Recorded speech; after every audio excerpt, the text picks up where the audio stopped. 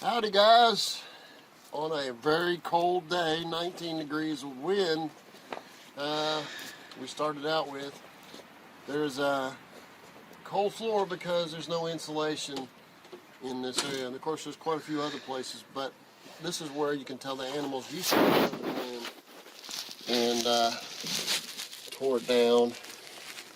And so we're going to put insulation in here and then house wrap.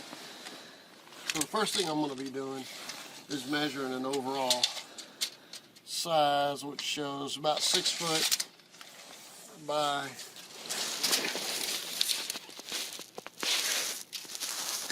6 foot by 5 foot. That'll be the size of the house wrap. Then we'll put the insulation in between the floor joists and let it flop down as we get the house wrap up there. And then we'll fasten the house wrap to the floor joist with 1-bys, and that way we can fasten it to the floor joist with screws, and that way it'll all be held up. And I'll show you the house wrap that we use, and we'll take you through it as we go. And now we're cutting the house wrap, which is by Lowe's. Didn't get it because it's cheaper, but because of the way it's made. The DuPont house wrap is real easy. If you notice, this has like a mesh, which if you don't have a sharp knife, it won't cut very good. Which means it's discouraging for animals too.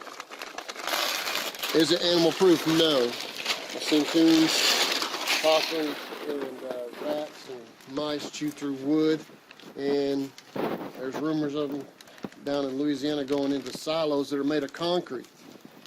That's mice. So making it animal proof, no, we're helping discourage animals. Okay, then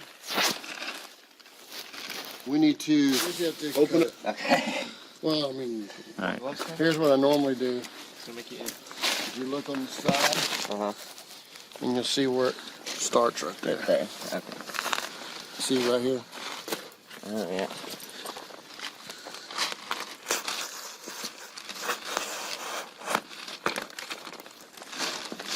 Try not to Is this an 8-foot length? Let's just use 8s then. Yeah, I think it's an 8.